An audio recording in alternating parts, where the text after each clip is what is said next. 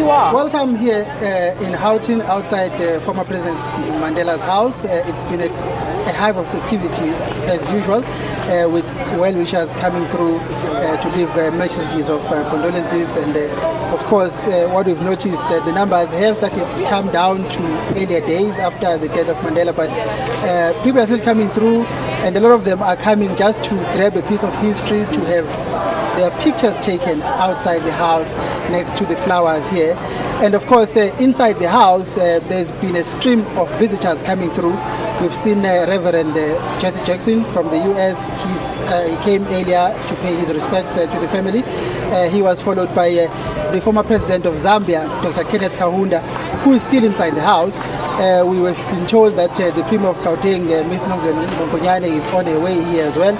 And earlier also we saw the leader of the economic freedom fighters, Julius Malema, coming through with a large group of his supporters to pay his respects. He laid a wreath and made a speech, of course, paying tribute to Mandela. And right now I'm with some of the ladies who have come through to deliver their own messages, and I'm going to have a quick word with them. Ma, you work in the neighborhood here in Houghton as a domestic worker. You've come through to deliver a message. Just tell us what did you write on your message? I've written as my message that I thank Tata for everything he did for the world, not for only for South Africans. And I thank you for everything we are today as a domestic workers. Now we are sometimes feel that we are home where we work. We can combine with the employers as a family. Now we feel better than before. We were really nothing, but today we are something.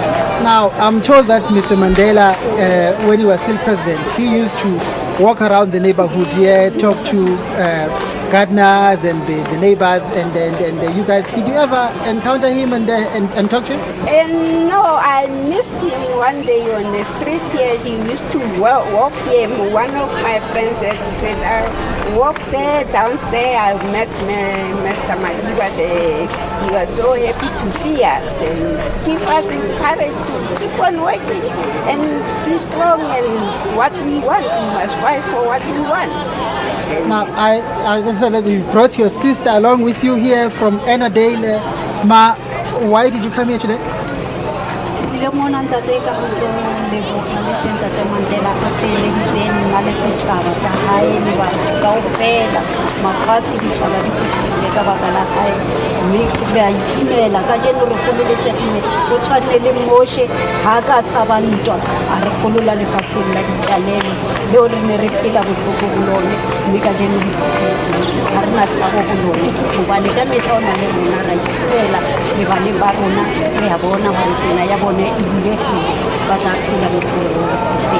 Thank you. Well, in short, the lady was just saying that she came to thank Mr. Mandela for what she has done for the people of this country and the world. And right now, I'm with a lady who's got a very interesting personal story in terms of her own history with Mr. Mandela. Ma, you say when Mr. Mandela voted in the last elections for the last time, you were waiting for the IEC at the voting station, and you actually held him and held his hand, helped him to cast his vote. Yes, I do so. When we were at the Gulf Coast Club house here in Houghton, Mandela came there to vote, and as the workers who work for IEC, we used to pray and promise that we will do our duty to God and to our country. When we were there, Mandela, when he entered, everybody asked me how many people are going to vote in this voting station. I thought it was 3,850. When I read the last voters roll, that Mandela was on my page of the voters roll. I ruled his name, and then we busy touching his ID before he came to the station. But the ID, his ID come first before when he entered that place.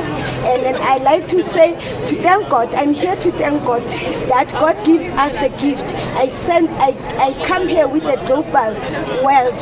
I put it there to say thank God. I say to you, to God, thank you for giving this gift in South Africa. We love you, Tata. Rest in peace. Well, there you have it.